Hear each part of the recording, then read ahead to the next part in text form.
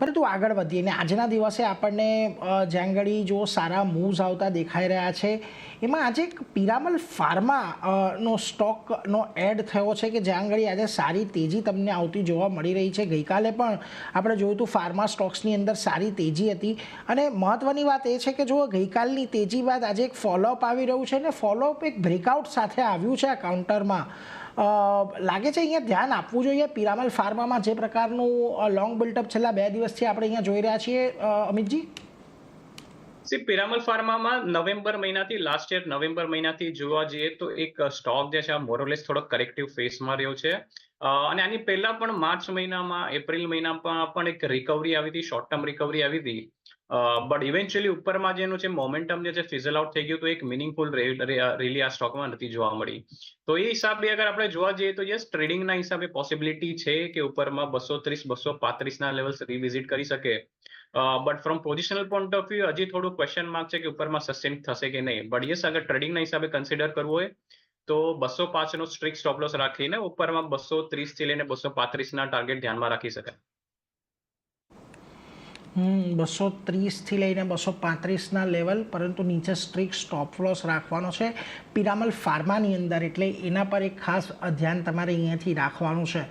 બીજી તરફ આપણે એક આઈટી સ્ટોક્સ પર એક ઓવરઓલ તમારો વ્યૂ લેવો છે, કારણ કે જુઓ રિઝલ્ટ સિઝનની શરૂઆત થઈ છે, ટીસીએસના પરિણામો બાદ ત્યાં પણ આપણને એક ઘટાડો જોવા મળ્યો હતો. ઇવન જે મિડકેપ કંપની ટાટા એલેક્સીના આવ્યા હતા ત્યાં પણ થોડીક એક નિરાશા આપણને ખાસ કરીને રિઝલ્ટ બાદ જોવા મળી હતી. આજના દિવસે એચસીએલ ટેકના રિઝલ્ટનું રિએક્શન આવ્યું છે ને થોડુંક વધારે પડતું રિએક્શન છે. જો 4% જેટલો ઘટાડો આજે ઓલમોસ્ટ એચસીએલ ટેક દર્શાવી રહ્યો છે. હવે આ આખી પરિસ્થિતિમાં તમને એક ટેકનિકલ ટ્રેન્ડ આઈટીનો કેવો લાગી રહ્યો છે, કારણ કે હજી ઇન્ફોસિસ, ટેક મહિન્દ્રા, વિપ્રો આ બધાના જ પરિણામો આપણને આ અઠવાડિયે આવતા દેખાશે.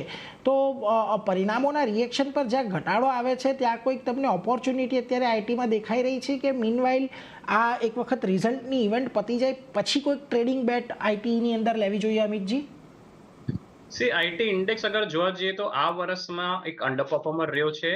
જેન મંથમાં જે હાઈ જોવા મળી હતી એના પછી આપણને એક સાઇઝેબલ કરેક્શન જોવા મળ્યું હતું અને એના પછી પણ મે જૂન મહિનામાં જે રિકવરી આવી હતી ઉપરમાં અગર આપણે જોવા જઈએ તો એક ખાસ ઉપરમાં સસ્ટેનન્સ જોવા નહોતું મળ્યું.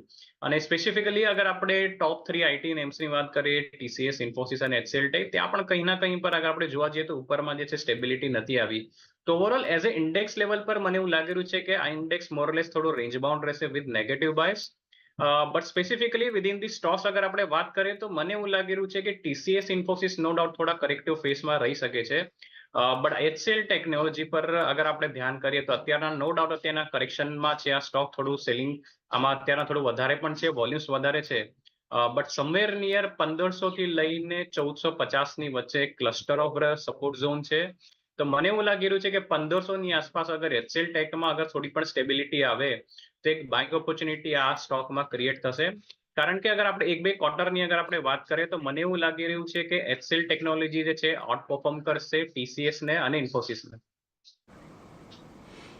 એચસીએલ ટેક અહીંયાથી ખાસ કરીને ઇન્ફોસિસ અને ટીસીએસ બંનેને આઉટ પરફોર્મ કરી શકે છે આવનારા સમયમાં, એટલે એક ઓવરઓલ આઈટીને લઈને એક આમત બનતો દેખાઈ રહ્યો છે ને એટલા માટે પણ મહત્ત્વનું છે કે આ અઠવાડિયે હજી ઘણા બધા પરિણામો આવવાના છે મેઇનલાઇન આઈટી ઇન્ડાઇસીસમાંથી, એટલે આપણને જે મૂવ્સ અહીંયા આવતા જોવા મળશે થોડાક કદાચ વાઇલ્ડ હોઈ શકે છે કે વધારે ઘટાડા તરફીના કે ઉતાર ચઢાવવાળા હોઈ શકે છે, એટલે એના પર એક ફોકસ ખાસ કરીને રાખવાનો છે. પરંતુ અમિતજીના મત મુજબ એચસીએલ ટેક પર અહીંયાથી તમે ખાસ ફોકસ રાખી શકો છો.